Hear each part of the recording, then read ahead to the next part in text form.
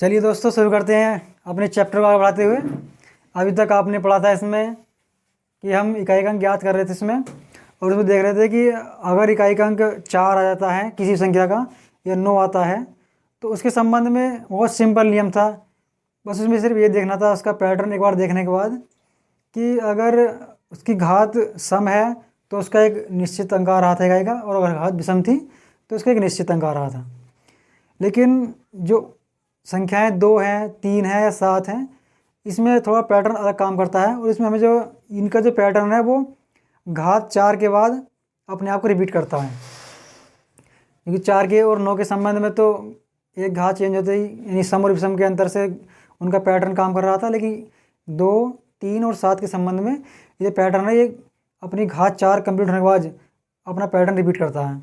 तो आइए समझते हैं इसको एक सिंपल से एग्जाम्पल से, और उसी के आधार पर हम कितना भी बड़ा नंबर हो उसका जो घात का अंक है वो इजीली ज्ञात कर देंगे।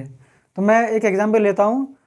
तो चूँकि 2, 3 और 7 एक साथ काम करते हैं तो मैं एग्जाम्पल इसलिए 3 का लेता हूँ यहाँ पर। तो जैसे अगर मान लो कहीं इकाई का अंक 3 है किसी का, मान लेते हैं इकाई का अंक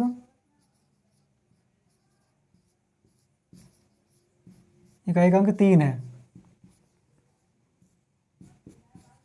तो इसका देखते हैं किस पैटर्न में काम करता है जो हम निकालते हैं। इसके बाद अगर इकाई अंक 3 दिया हुआ है तो उसकी अगर घातें अनलिमिटेड दी हैं, कितनी भी घातें क्यों ना दी हों, तो कैसे काम करता है वो देखते हैं एक बार। तो तरीका वही है, एक बार मैं इसका पैटर्न लिखता हूँ घात 4 तक, क्योंकि घात 4 के बाद ये अपना जो इकाई का अंक है ये रिपीट करेगा, तो इसीलिए हम घात 4 तक इसका एक पैटर्न लिख लेंगे यहाँ, और उसी आधार पर कितनी बड़ी घात दे दे उसका हम सोल्यूशन निकाल देंगे। तो 3 घात 1 का मतलब 3, 3 घात 2 का मतलब 9, 3 घात 3 का मतलब 27 और 3 घात 4 का मतलब यानी कि 81। तो यहाँ अब जो अगली घात आने वाली है यानी कि 3 घात 4 के बाद आएगी 5। तो जब 5 घात आएगी तो उसका इकाई का अंक वही होगा जो 3 की घात 1 का है। जैसे इधर लिख देता हूँ इसको। तो 3 घात 5 का मतलब यानी कि इसका गुणा कर दें एक बार, तो 3 गुना 3 और 3 अट्ठे 24 यानी 3 का एक अंक। इस तरह से फिर 3 का 6 लेते हैं तो इकाई का अंक आएगा यहाँ पे 9 आएगा। एक गुणा और कर देते हैं इधर, 3 दिया 9, 3 चौक 12 का 2 और 3 दूनी 6 7 9। इसी तरह 3 घात 7 का भी जो इकाई का अंक है वो यहाँ पर 7 है, तो वहाँ भी 7 ही आने वाला है। तो कर लेते हैं एक और बार इसकी गुणा। 3 नेम 27 का 7 हासिल 2, 3 दूनी 6 और 2 8, 3 सत्ते 21 यानी इकाई का अंक 7। फिर से 3 का 8 का देखते हैं, तो अब एक बार 3 से गुणा कर लेते हैं, और 3 सत्ते 21 का 1 हासिल 2, 3 अट्ठे 24 और 2 26 का 6 हासिल 2, 3 का 3 और 2 5 और 3 दूनी 6। तो ये तो हम जैसा देख पा रहे हैं जैसा सीधे सीधा कि यहाँ पर घात 1 है तो इकाई का अंक 3, फिर 4 के अंतर से फिर से इकाई का अंक 3, यानी कि अगर कितनी बड़ी घात दी हो उसे पहले हम 4 से डिवाइड करेंगे घात को, और जो बचेगा उस आधार पर हम पैटर्न चेक करेंगे उसका कि इकाई का अंक क्या हो सकता है। ये तो समझ लिया हमें, लेकिन अगर सवाल देता है ये कि हमसे पूछ दे कि 3 की घात 245, 3 का 245 इसका इकाई का अंक क्या आने वाला है। तो हम सबसे पहले ये करेंगे, जो इसकी घात दी हुई है उस घात को हम एक बार 4 से डिवाइड करेंगे, क्योंकि 4 से डिवाइड करने के बाद जो बच जाएगा शेष उस आधार पर हम इसका इकाई का अंक चेक कर लेंगे। तो मैं पहले 4 से इसको भाग करता हूँ, 245 को भाग इसकी मैं कर लेता हूँ, थोड़ा सा अलग कर लेता हूँ भाग। तो सबसे पहले 245 को 4 से भाग कर लेते हैं एक बार, जो भी आता है। 4 संग 24 उतार लिए 5 और 4 एकन 4 यानी शेष बचता है 1। इसका मतलब है कि जो इसकी इकाई का अंक जो आने वाला है यानी कि 3 घात 245 की इकाई का अंक जो आएगा वो वही आएगा जो 3 घात 1 का है। समझ रहे हो? क्योंकि जो पैटर्न फॉलो करने वाला यही पैटर्न फॉलो होगा। और राउंड फिगर के बाद जब 4 के बाद हमने यहाँ 4 प्लस किया तो यहाँ भी 1 बचना चाहिए था क्योंकि 5 है, तो इसका मतलब घात इकाई अंक 3। अगर मैं इसको भाग करता हूँ 6 को 4 से तो शेषफल 2 बचेगा, तो इकाई का अंक 9। तो इसी तरह जैसे 4 से इस घात को भाग किया तो हमारे पास शेषफल क्या बचता है 1। तो इसका मतलब यह है कि जो इसका इकाई का अंक आने वाला है वो वही आएगा जो 3 के बाद 1 का है, यह 3 के बाद 5 का है। तो इस तरह से इसका इकाई का अंक क्या आने वाला है 3 आएगा, इधर जो भी आएगा लेकिन इकाई का अंक जो है 3 आने वाला है। इस तरह हम देखेंगे कि कोई भी घात बड़ी से बड़ी दे देगा, हम उसको भाग करेंगे सिर्फ, और भाग करने के बाद हम उसका पैटर्न चेक कर लेंगे कि जो शेष बचता है उस आधार पर उसके जो इकाई का अंक है वो हम देख लेंगे। एक एग्जाम्पल और ले लेते हैं। अब जैसे नेक्स्ट एग्जाम्पल लेते हैं। अब मैं एक बड़ी संख्या लेता हूँ, उसके आधार पर हम तय करेंगे कि इकाई का अंक क्या आने वाला है। जैसे संख्या मैं कोई भी लिख दूँ यहाँ, जैसे संख्या लिख ली मैंने यहाँ पर ये, और इसकी घात दे देता हो कितनी बड़ी घात क्यों ना हो, हमें एकदम उससे घबराना नहीं है। यानी संख्या है 2187 और उसकी घात दी है कितना 483। हमसे पूछेगा कि इसका इकाई अंक क्या आने वाला है, यानी कि इकाई अंक क्या आएगा इसका। क्योंकि अब हम देख पा रहे हैं जैसे इस संख्या में इकाई अंक 7 है और घात दी है कितनी पूरी पूरी 483। तो हमें केवल 7 के संबंध में देखना है बस। अगर हम ये ज्ञात कर लेंगे कि 7 की घात 483 का इकाई अंक क्या है तो वही अंक इस संख्या का भी हो जाएगा इकाई अंक। तो मैं लिखता हूँ 7 का पैटर्न एक बार।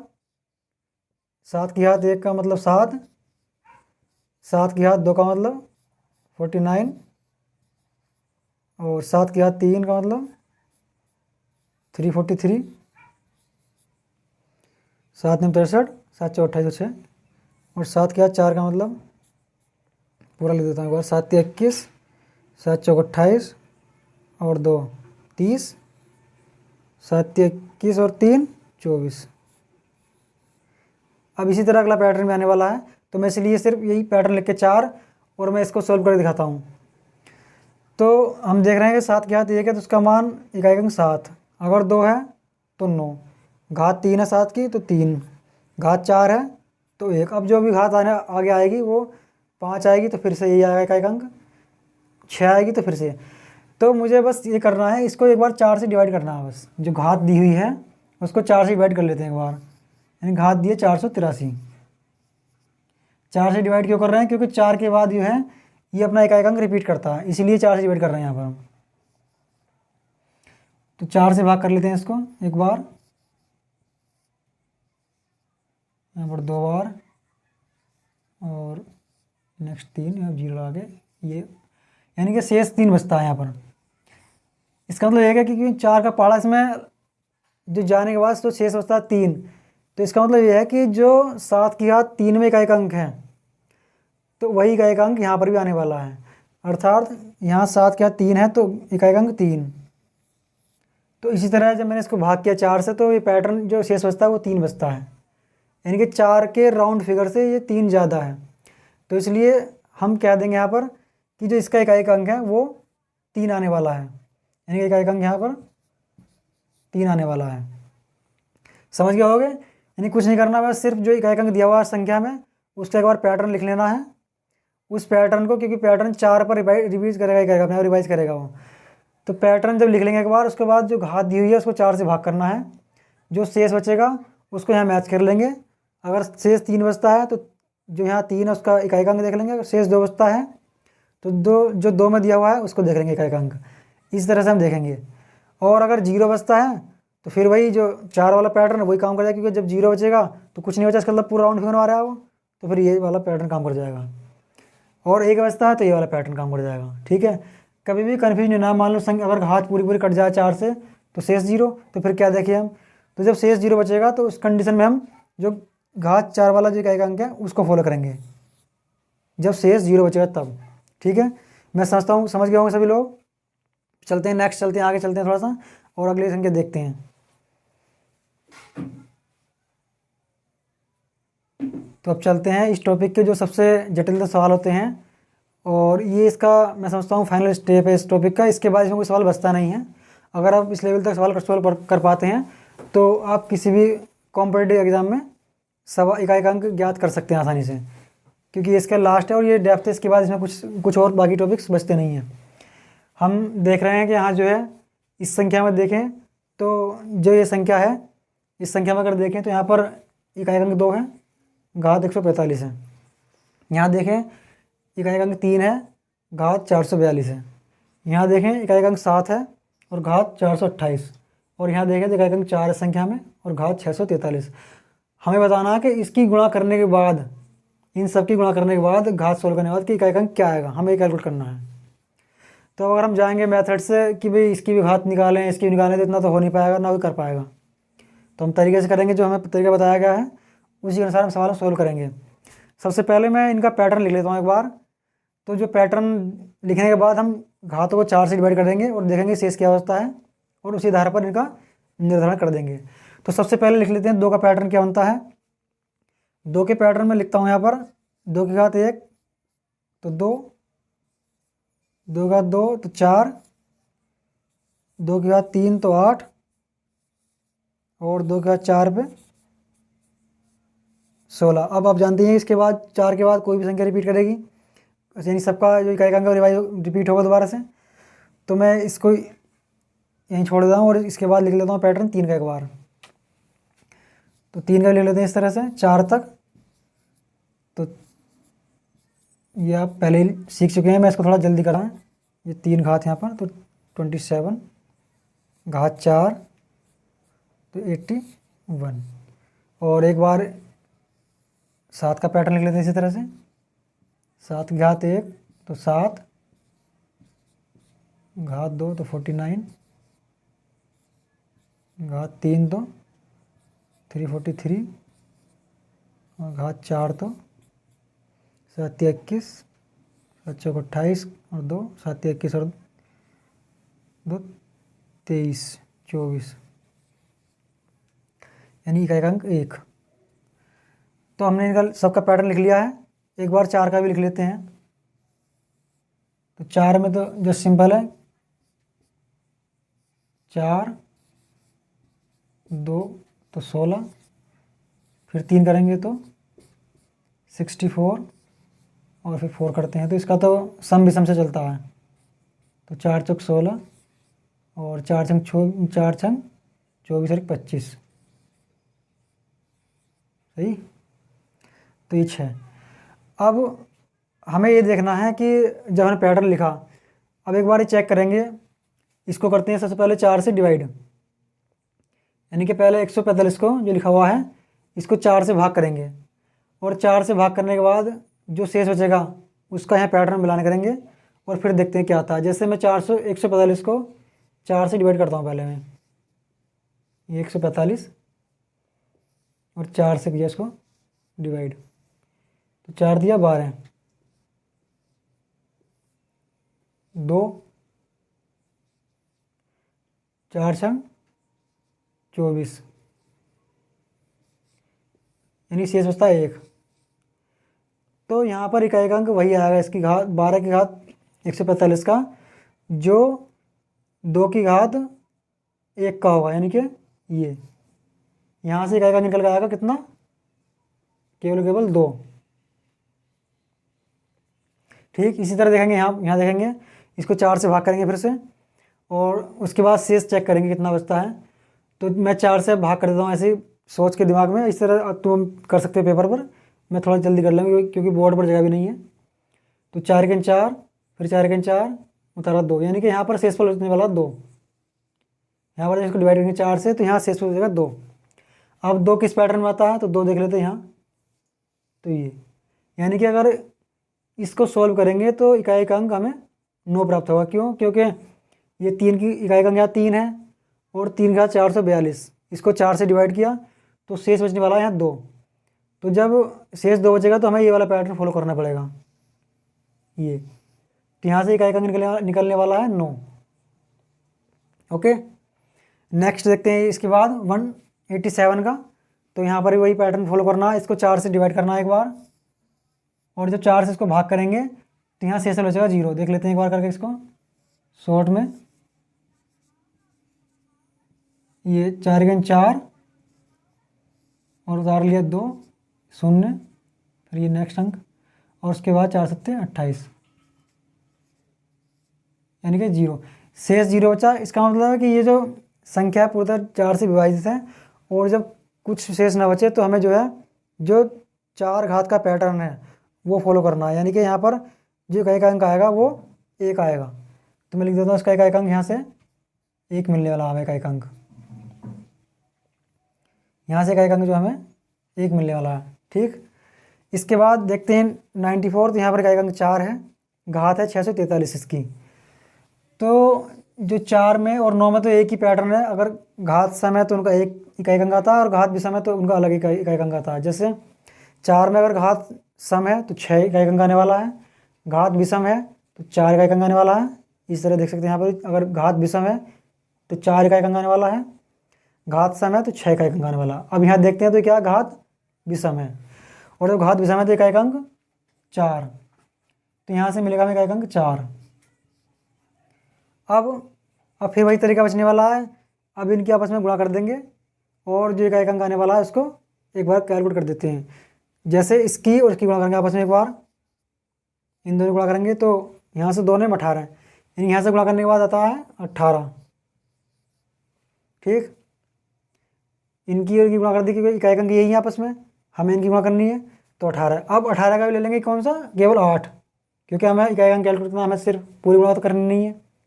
तो हम 8 ले लेंगे और 8 की गुणा करेंगे किसमें, इसकी गुणा कर देंगे इससे अगले जो संख्या का इकाई का अंक है उसमें, यानी यहाँ से 8 लिया और अगली संख्या का जो इकाई का अंक है वो ले लिया। इनकी आपस में गुणा करी तो यहाँ से 8 की गुणा करी 1 में तो कितना वाला है, यहाँ से फिर से 8, क्योंकि हम सिर्फ इकाई का अंक कैलकुलेट करने वाले हैं यहाँ। अब जो 8 आया इसकी कर देंगे गुणा अगली संख्या के इकाई का अंक में, यानी 4 में, तो 8 चौक 32, इससे गुणा किया तो 32। अब कोई संख्या बची नहीं, सबकी गुणा हो चुकी है। तो यहाँ पर देखते हैं कि इकाई का अंक क्या आने वाला है, 2। तो इस पूरी संख्या का जो सॉल्यूशन आएंगे वो यहाँ कुछ भी आएगा लेकिन इकाई का अंक 2 होगा। देखो फिर से एक बार मैं समझाता हूँ पूरे पैटर्न को, क्या करा था इस सवाल में। कुछ नहीं करा, जो संख्या है उसका इकाई का अंक लिया हमने, उसका पैटर्न लिखा एक बार, जो भी इकाई का अंक उसको लिया पैटर्न लिखा। उसके बाद हमने जो घात दी हुई है उसको 4 से भाग किया और 4 से भाग करने के बाद जो शेषफल बचा, जैसे यहाँ 1 बचा तो हमने 1 का पैटर्न ले लिया, यहाँ भाग किया तो 2 बचेगा शेषफल तो हमने 2 वाला पैटर्न ले लिया, और इसी तरह यहाँ भाग किया तो यहाँ शेषफल 0, इसका मतलब क्या, वो 4 वाला पैटर्न काम करेगा ये। तो हमने इसका इकाई का अंक 1 चुन लिया यहाँ पर। और ये तो सम विषम पैटर्न में चलता है, तो घात विषम है तो इकाई का अंक 4 आने वाला है। ठीक है, इसके बाद क्या है, जो इकाई का अंक हैं उनकी हमने गुणा करी आपस में, 2 की गुणा 9 से करी तो 18, और 18 का भी फिर हम लेंगे कौन सा, इकाई का अंक, और उसकी गुणा कर देंगे अगले इकाई का अंक में जो कि 1 आया था यहाँ से। तो यहाँ से 8 की और 1 की गुणा की तो 1 8, फिर लास्ट वाले गुणा की तो 32।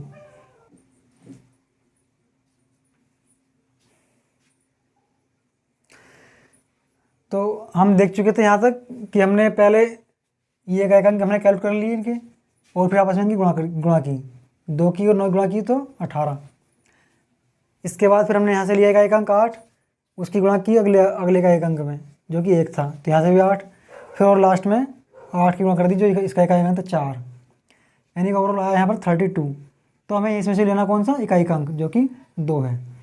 तो इसका मतलब क्या, इस पूरी संख्या का जो भी घात दिया हुआ है उसका गुणा करने के बाद इकाई का अंक 2 आने वाला है। तो ये इस टॉपिक का सबसे जटिल लेवल है और इसके बाद से कोई सवाल बचता नहीं है। अगर आप यहाँ तक सीख जाते हैं तो आप समझिए कि इस टॉपिक पर आपकी कमांड पूरी तरह से कंप्लीट हो चुकी है। तो चलिए आगे देखते हैं। ये टॉपिक अब अपने अंतिम मोड़ पर है। आप जो इसके सवाल जल्दी थे वो पढ़ चुके हैं। अब इसमें कुछ नोट पॉइंट हैं जो कि आप सीधे सीधे याद रखेंगे और उससे अपना काम करेंगे, क्योंकि जिन अंकों में वेरिएशन है, जो अंक अपना घात के बाद अलग अलग पैटर्न शो करते हैं, वो हम सब पढ़ चुके हैं। अब इसमें ये बचता है कि अगर इकाई का अंक किसी संख्या का 0 है या इकाई का अंक किसी संख्या का 1 है या 5 है या 6 है, तब उस संबंध में क्या होगा। तो उसमें जस्ट कुछ नहीं होगा। उसमें इकाई का अंक अगर किसी संख्या का 0 है या 1 है या 5 है या 6, तो उसकी घात चाहे कितनी भी हो, चाहे संख्या कितनी बड़ी हो, उसमें इकाई का अंक हमेशा वही आएगा जो इकाई का अंक दिया हुआ है। अर्थात अगर शून्य दिया हुआ है इकाई का अंक तो शून्य आएगा, अगर इकाई का अंक 1 दिया हुआ है तो 1 ही आएगा, और अगर 5 दिया हुआ है तो 5 ही आएगा, और 6 है तो 6। जैसे मैं एक सिंपल एक एग्जाम्पल ले लेता हूँ और उसके बाद आप इसको चाहे तो नोट कर सकते हैं। मैं इसको लिख देता हूँ, पहले एक एग्जाम्पल से समझते हैं बस इसको क्या होता है। देखो जैसे मैंने संख्या ली 21, इसकी घात मैं चाहे जो भी कर दूँ, चाहे इसकी घात 100 करूँ कितनी भी, तो इसका इकाई का अंक हमेशा हमेशा हमेशा क्या आएगा, 1 आएगा। और इसी तरह चाहे जो भी हो, जैसे मान लो ये मैं लेता हूँ 6, तो 6 की घात चाहे आप कितनी भी कर दें, कितनी भी कर दें, इसका इकाई का अंक लास्ट में हमेशा 6 आएगा। यानी कि ये नंबर ऐसे हैं, अगर इनमें कभी भी इकाई का अंक पूछता है तो ये हमेशा वही रहते हैं जो हैं, बदलते नहीं हैं। अगर मान लो इकाई का अंक यहाँ पर 0 है जैसे 10 में, तो इसकी घात में चाहे 2 करूँ चाहे 3 करूँ, कुछ भी कर दूँ, तो इकाई का अंक हमेशा क्या रहेगा, 0 रहेगा। ऐसे ही चाहे हम 5 देख ले, तो 5 में भी हमेशा घात जो भी हो, कितनी बड़ी घात क्यों ना हो, हमेशा इकाई का अंक हमेशा 5 ही आने वाला है। यानी कि ये जो इकाई का अंक आते हैं 1, 6 या 0 और 5, ये कभी भी अपना जो पैटर्न बदलते नहीं है। ये हमेशा कितनी भी घात हो, कोई बड़ी घात हो, सम हो, विषम हो, इनका जो इकाई का अंक हमेशा वही रहता है जो है। तो मैं इसको एक नोट पॉइंट करके लिख देता हूँ, आप चाहें तो ऐड कर सकते हैं इसको और अपनी नोटबुक में लिख सकते हैं। मैं इसका एक नोट पॉइंट ले देता हूँ, नोट पॉइंट करके डाल सकते हैं इसको कि इकाई का अंक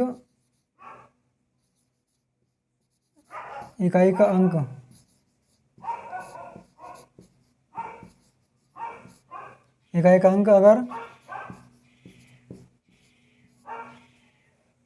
0 हो, 1 हो, 5 हो या 6 हो,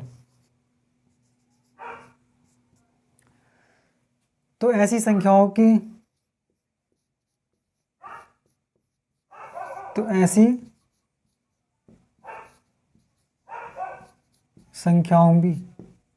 संख्याओं की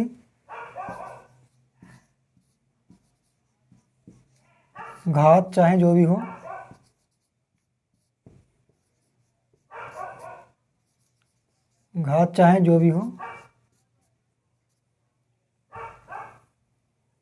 इकाई का अंक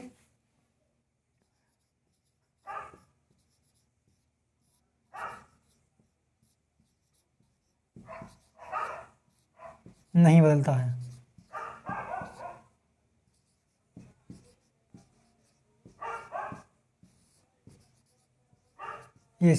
ये ध्यान रखें, ये चीज़ रटने की। अगर मान लो कोई संख्या दी हुई है, कितनी बड़ी क्यों ना हो, जैसे हम यहाँ देख चुके हैं, और भी जहाँ देख सकते हैं, कितनी बड़ी संख्या क्यों ना हो, अगर उसके इकाई के अंक में ये अगर नंबर आता है, या 5 आ जाए, या 6 आ जाए, या 0 या 1, तो उसकी मैं घात चाहे कितनी भी कर दूँ, कोई फर्क नहीं पड़ता। जो इकाई का अंक हमेशा वही रहेगा जो उस संख्या में दिया हुआ है, केवल इन नंबर के सेंस में।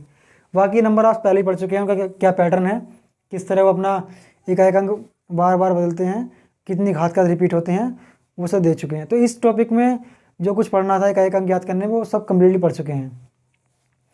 और अब जैसा आप जानते हैं, अब जो है SSC GD का नोटिफिकेशन आ ही चुका है, और संभवतः पुलिस का भी नोटिफिकेशन आने वाला होगा। तो अगर आप चाहते हैं कि हमें अपने मैथ्स का पोर्शन, रीजनिंग का पोर्शन अच्छे से कंप्लीट करना है, कवर करना है, तो आप हमारे साथ जुड़ सकते हैं, और हम आपको केवल वही चीज़ें पढ़ाएंगे जो आपके एग्ज़ाम के लिए ज़रूरी हैं। क्योंकि पढ़ने के लिए तो मैथ्स भी, कोई भी सब्जेक्ट हो, उसमें बहुत कुछ होता है, लेकिन हम सब कुछ पढ़ नहीं सकते। हमें सिर्फ वही चीज़ें पढ़नी होती है जहाँ पर हमें ज़्यादा नंबर मिल सकें एग्ज़ाम में, जहाँ से हमारा सवाल सोल्व हो सके, वही चीज़ें हमें पढ़नी चाहिए। क्योंकि अगर आप कुछ और पढ़ते हैं तो उसमें अपना समय, तुम टाइम एक तरह से ज़ाया करते हो। क्योंकि अगर एग्ज़ाम में स्कोर नहीं कर पा रहे हो पढ़ने के बाद भी, तो आपकी पढ़ाई को लाभ बचता नहीं है। और सबसे लास्ट में दोस्तों, एक छोटी सी एक खुशी है, मैं आपके साथ शेयर करना चाहता हूँ। तो मेरा जो है 31 अक्टूबर को मेडिकल UPSI में कंप्लीट हो गया है, और मैं आपकी दुआ से इसमें सक्सेस हो गया हूँ। तो दोस्तों अब तक जो व्यवधान चल रहा था, क्लासेस में नहीं मिल पा रही थी, तो सिर्फ यही वजह थी। अब क्लासेस लगातार चलेंगी और हम कोशिश करेंगे कि जल्दी जल्दी जो है आपके साथ रीजनिंग क्लासेस भी ऐड करें। तो आप जो है अपने जो ध्यान है हमारी तरफ आकर्षित करें, थोड़ा सा दें, हमें समय दें।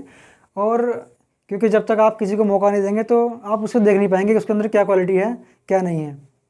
जो पुराने टीचर्स हैं वो तो अपना जो भी कर चुके हैं, लेकिन अगर आपने जब नए को समय दिया ही नहीं, किसी चीज़ को आपने चेक नहीं किया, तो फिर आपको कैसे पता लगा कि इसके अंदर क्या था, उनके अंदर क्या है। तो इसलिए आप हमें एक बार ज़रूर मौका दें, हमारे चैनल से जुड़ें, क्योंकि हमें भी दोस्तों आपसे उम्मीदें हैं। अगर आप हमारे साथ जुड़ेंगे, बराबर हमें सपोर्ट करेंगे, तो हम भी आपके सपोर्ट से थोड़ा सा अपने आप में और इम्प्रूव करेंगे। और मैं चाहता हूं कि जो भी मेरे एक्सपीरियंस रहे हैं यूपीएस या ऐसे के दौरान, क्योंकि मैंने तैयारी की थी, तो उस दौरान बहुत ज़्यादा मुश्किलों का सामना करना पड़ा था, क्योंकि सारी चीज़ें एक साथ नहीं मिल पाती थी यूट्यूब पे। कोई चैप्टर कहीं से तो कोई चैप्टर कहीं से। अब आप खुद समझ ही जाओ, आपको नए नए टीचर से कम्युनिकेट करना पड़े तो उसमें थोड़ी सी परेशानी होती है।